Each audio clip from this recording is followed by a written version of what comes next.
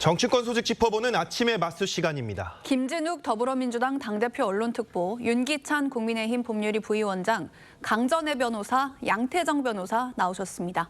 안녕하세요. 전해드린 대로 무소속 강선우 의원에 대한 체포 동의안이 어제 국회 본회의를 통과했습니다. 영상 먼저 보시겠습니다.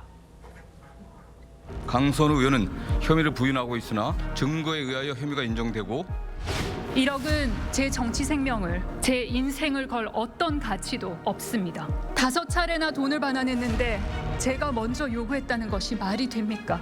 좋은 세상 만든다는 만족감에 패션 정치를 했던 제 자신을 고백합니다. 세상을 바꾸고 싶었던 그때의 강선우를 되찾겠습니다.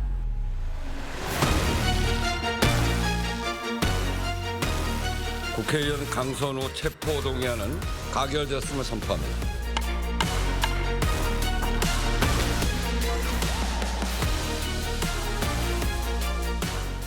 강선우 의원의 신상 발언에서 5회에 걸쳐서 돈을 모두 돌려줬다고 결백을 호소했지만 체포동의안 찬성 164표로 가결이 됐습니다.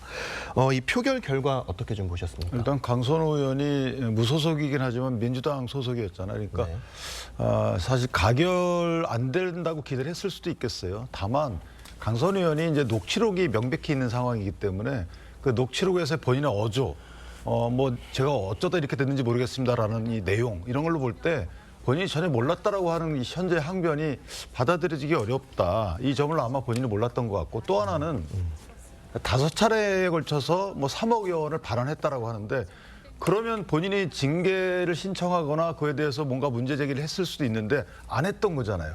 그러니까 어떻게 보면 남들이 이걸 어떻게 받아들일지에 대해서 전혀 고려 없이 조금 드라이한 논리를 핀 것이 오히려 더 안 좋은 결과를 초래했다라고 보여지고 1억 원은 받았는데 본인 수중에 있었던 건 맞고요. 인식하지 못했다는 것뿐이고 공초도 됐어요. 그러면 이런 여러 가지 일련의 사정을 비춰볼 때 의원들께서 어떻게 저거를 기각 판결을 하겠습니까? 그래서 아마 가결 결과 그래서 나온 것 같다 이렇게 생각합니다. 네, 어제 무기명 표결이었긴 했지만 만약에 범야권이 모두 찬성의 표를 던졌다면은 민주당에서만 87표의 반대표가 나왔을 것으로 추정이 됩니다. 대변인님, 그러면 이걸 당론 없이 자율투표에 맡긴 거는 이 강 의원에 대한 당내 기류가 어떤 겁니까?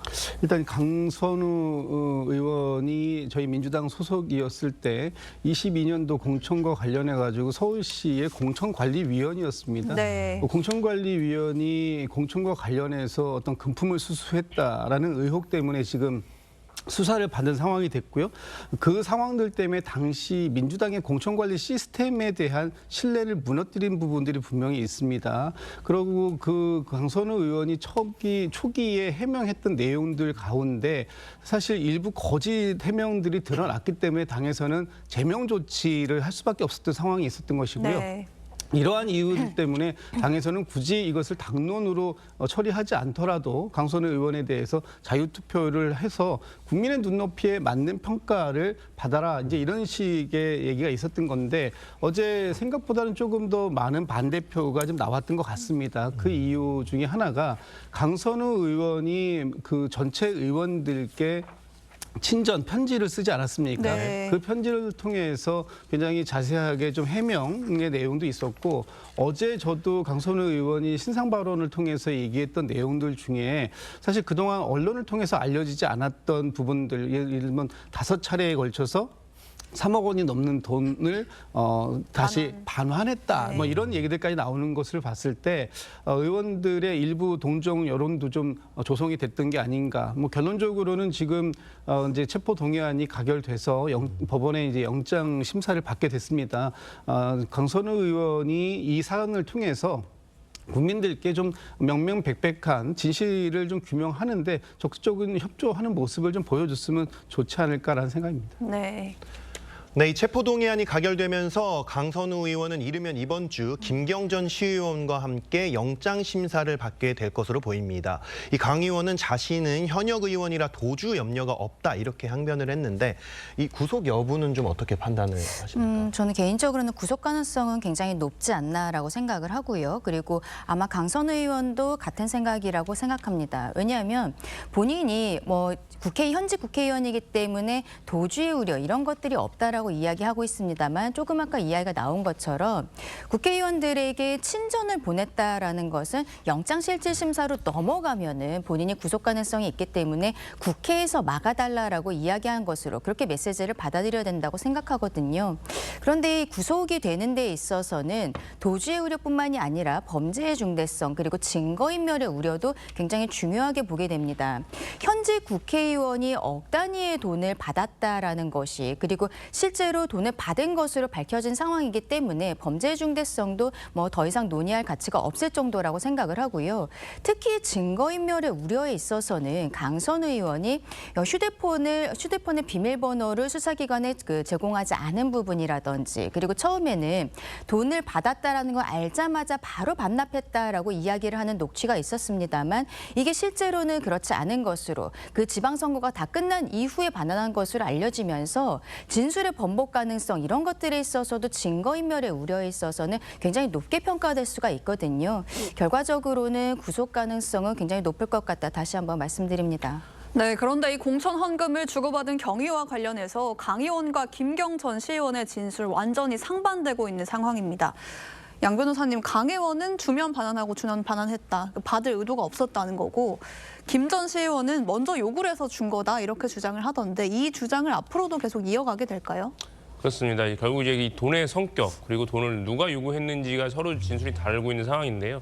뭐 강 의원은 이제 본인은 원하지 않았지만 이 김경 시의원 측에서 계속 돈을 요구를 해서 어쩔 수 없이 받고 반환했다는 주장이고, 근데 반대로 이제 김경 시의원 측에서는 강 의원이 먼저 돈을 요구했다는 거 아니겠습니까? 그러니까 서로 간의 진술이 엇갈리고 있는데 다만 여기서 이제 참고해야 될 점은 돈을 받은 건 맞고 반환한 것도 맞지만 그 사이에 시간적 간격이 상당히 있기 때문에 그걸 네. 재판부가 어떻게 판단할지 관건이라고 할 수 있습니다. 네, 경찰은 이 김경 전 시의원이 강선우 의원 외에 다른 민주당 의원에게도 로비를 시도한 의혹을 수사 중인 걸로 전해졌습니다. 김 특보님, 아무래도 이게 좀 파장이 그래도 생길 것 같기는 한데 당내에서는 좀 어떤 기류인지 좀 궁금하거든요. 글쎄요, 이 부분에 대해서는 지금 이제 경찰이 어디까지 수사를 할지는 잘 모르겠습니다. 네. 그러나 어쨌든 당시 22년도 지방선거 그리고 23년도 강서구청장 재보궐 선거와 관련해서 공천을 받기 위해서 시의원이 김경 전 시의원이 이제 로비를 시도했다라는 건데요. 네. 로비를 시도했다라는 것만 가지고 그것이 범죄의 혐의가 구성될 수 있을지는 잘 모르겠고요. 어쨌든 또 고액의 후원금을 줬다라고 하는데 네. 그 후원금이 합법적인 후원금이었다면 그것이 직접적으로 이 공천과 어떻게 연결될지 이런 부분들을 경찰의 수사를 통해서 좀 적절하게 밝혀줘야 되는데 이 가운데에서 뭐 지금 민주당의 의원 이름이 뭐 여러 명이 나왔다라고 합니다. 이 부분에 대해서도 빨리 경찰이 좀 수사를 신속하게 진행해서 이런 의혹들이 지속돼서 가는 것보다는 신속하게 의혹을 해소시키는 방향으로 수사가 빨리 이루어졌으면 좋겠다 이런 개인적인 생각을 갖고 있습니다. 네, 이런 가운데 경찰이 어제 김병기 의원의 차남 취업 청탁 의혹과 관련해서 가상자산 거래소 빗썸 압수수색을 실시했습니다. 수사 착수한 지 2개월 만이고 이 김 의원이 내일과 모레 이 경찰에 출석할 예정이어서 너무 늦은 거 아니냐 이런 지적이 나오던데 어떻게 보셨어요? 많이 늦었죠. 사실은 이제 그 차남 취업과 관련돼서는 이제 두 가지가 있는데 하나는 저렇게 빗썸에 취업을 했죠. 그 빗썸에 취업을 하게 된 것이 뇌물이 아니냐 이런 부분을 따지고 있는 것인데 이전에 저희가 판례에 따르면 국회의원이 함께 사는 딸의 경우 이 취업 기회를 제공받은 것은 뇌물이다 이런 판단이 있어요. 근데 네. 같이 살지는 않고 있기 때문에 그 부분에 대한 법리 검토를 좀 해야 될 부분이 있고 또 하나는 이제 빗썸에 취업하기 전에 두나무라고 업비트를 운영하는 회사에 대해서 사실 만나서 취업 청탁을 했다 이런 진술도 나와 있던 상황이었거든요. 네. 근데 이제 거기선 들어주지 않으니까 본인이 정무위원회로 옮겨가지고 국회 상임위원회에서 압박을 가했다 이런 진술도 있단 말이에요. 그럼 그건 직권남용에 해당하기 때문에 그 부분도 한번 들여다봐야 될 텐데 이런 진술이 나온 것이 1월 달이었어요. 근데 아직까지도 글쎄 뭘 했는지 모르겠지만 너무 늦은 압수수색이고 이 압수수색해서 자료 분석을 통해서 26일, 27일 수사 대비를 해야 되는데 과연 그게 시간적으로 맞느냐 이 부분도 또 있는 거죠. 그래서 글쎄 경찰이 좀 수사가 매끄럽지 않은 부분은 있는 것 같습니다. 네, 다음 소식 짚어보겠습니다. 연일 부동산 관련 메시지를 내고 있는 이재명 대통령이 이번엔 농지 문제를 꺼내들었습니다. 직접 듣고 오시죠. 저 산골짜기 있는 버려지다시피 한 밭도 말이에요. 막 5만 원, 10만 원씩 막 심하게는 2, 30만 원씩 하고 그러니까 이 농사를 지을 수가 없어요. 필요하면 인력을 대규모로 조직을 하든지 해가지고 전수조사하고 농사 지은다고 사가지고 방치해 놓은 거는 이제 강제 매각 명령 받는다. 하여튼 문제는 이 나라의 모든 문제의 원천은 이게 이 부동산 문제예요, 부동산. 네, 이재명 대통령이 농지 투기가 귀농을 막고 있다는 취지로 지적을 하면서 농기 투기 규제를 시사했습니다. 이 부동산 전선을 주택에 이어 토지까지 확대한 모양새인데 김 대표님 이런 대통령의 발언 어떻게 좀 보십니까? 대통령께서 지금 망국적인 부동산 투기 이 부분에 대해서 이건 비정상이다. 이 비정상을 정상으로 바로잡겠다라는 의지를 이제 농지까지 확대해서 말씀을 주신 것이다. 이렇게 보여지고요. 네. 지금 이제 우리나라의 농지법이라는 게 있습니다. 농지법 제3조 제2항에 보면 농지를 투기의 대상으로 삼아서는 안 된다라고 명시를 하고 있어요. 그럼에도 불구하고 지금 농지도 마찬가지로 투기의 대상처럼 되고 특히 농지는 스스로 이 자영하거나 아니면은 경작을 누군가는 해야 되는 상황인데 그러하지 아니하고도 계속해서 농지를 보유하고 있다라는 것은 이것은 투기의 목적성이 있다라고 볼 수밖에 없는 것이고 그런 부분들에 대해서 지자체가 적극적으로 나서서 이 부분을 단속해야 된다. 뭐 이런 취지로 말씀을 주신 거기 때문에 지금 우리 헌법이 보장하고 있는 규정하고 있는 경자 유전의 원칙을 봐서라도 이 부분은 반드시 좀 짚고 넘어가야 될 필요는 있다라는 쪽을 좀 지적하신 게 아닌가 싶습니다. 네, 이 대통령은 필요하다면 전수조사를 통해서 허위 농지를 찾아내고 강제 매각 명령까지 내리는 방안을 검토해보라고 지시를 했습니다. 자, 윤 위원장님, 사실 그동안 주목도가 높았던 게 수도권 아파트 값이었잖아요. 이 농지 문제를 제기하는 것도 부동산 시장 안정화에 도움이 될 수 있을까요? 근데 농지 문제는 농지는 계속 가격이 올라가 있는 거죠. 그러니까 우리나라 땅이 좁기 때문에 농지든 아니면 공업 용지든 그다음에 주택 용지든 다 올라가고 있어요. 네. 저게 어떤 그 수요와 공급 때문에 일어난 결과인 것이지 이게 뭐 저기 주택 문제, 부동산 가격 앙등이 원인이 돼가지고 저런 문제가 생겼다라고 그런 대통령의 시각은 저는 정치적이라고 보고 예컨대 투기 세력을 척결하겠다 이런 국민께 어떤 정책의 메시지를 주고자 하는 것이지 저게 저는 분석학적으로 맞지 않다고 봅니다. 왜냐하면 농지란 것은 지금 그 대변인님 말씀 주셨지만 이미 농지법에서 위탁경 일부를 제외하고 나머지는 작용을 해야 돼요. 그러니까 소유한 사람이 바로 농사를 지어야 되는 것이지 그러니까 허위 농지라는 것은 아마 명의신탁 같은 걸 말씀하시는 것 같은데 그런 부분들은 병리적인 거고 그거 다 찾아내고 있어요. 그렇다면 저 부분 왜 말씀하셨을까? 저는 개인적으로 아까 말씀 주신 투기 세력과의 전쟁을 하겠다는 취지인데 아니 부동산 시장 안정화 대책이라는 것은 우리가 살집 마련을 위한 것이었지 농지 가격까지 저렇게 신경 쓴다 그러면 저는 양곡관리법을 그럼 통과시키지 말았어야죠. 양곡관리법은 농사 지은 그 결과물에 대해서 가격을 유지시켜 주는 거거든요. 네. 많이 생산되면 사주고 하는 거라서 그때도 이미 나왔어요. 양곡관리법이 통과되면 농지 가격이 오를 것이다라는 말이 나왔음에도 불구하고 그때는 무시하고 지금 와서 왜 그런 말씀하십니까?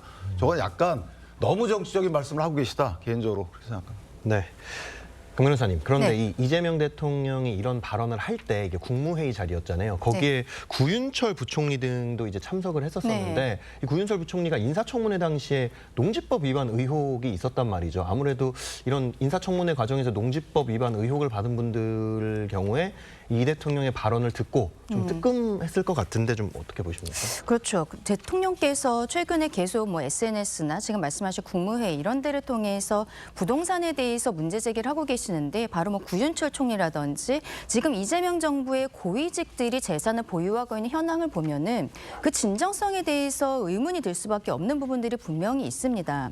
대통령께서는 다주택자에 대해서는 막이라는 표현도 쓰셨죠. 그런데 지금 고위직들도 다주택자인 사람들이 많은 것이고 또 대통령 스스로도 지금 본인이 문제 제기하고 있는 거주하지 않고 있는 1주택자 이런 상황이거든요. 결국에는 대통령의 분당 아파트도 재건축 호재가 있으니까 팔지 않는 것이 아니냐라는 국민들의 의구심이 있는 것이고 이번에 농지 사건도 마찬가지입니다. 구윤철 부총리를 비롯해서 지난 인사청문 과정에서 4명 정도가 여기에 대해서 문제 제기가 있었고 특히 한성수 중개사가 경기부 장관 같은 경우에는 본인이 인정을 했어요. 그런데 이번 1월에 재산 신고한 내역을 보니까 그 농지를 여전히 보유를 하고 있는 것이죠. 네. 국민들에 대해서는 막이라고 이야기하고 계속적으로 강한 메시지를 주고 계십니다만 오히려 본인과 그리고 고위 공무원들이 국민들 앞에 모범을 보여야 되는 것이 아니냐 이런 지적들이 나오고 있다고 생각합니다.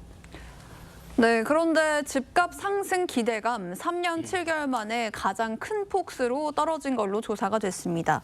양 변호사님, 이 대통령이 다주택자 압박하는 거 시장에서 좀 통하고 있다고 생각하십니까? 예, 어느 정도 실효성을 보이고 있다고 생각을 합니다. 이제 정부에서 계속된 이제 부동산 투기 세력과의 전쟁, 그리고 부동산 투기 수요를 억제하기 위한 여러 가지 정책 발표를 하면서 그게 이제 시장의 심리적 변화로 이제 이어진 걸로 보이는데요.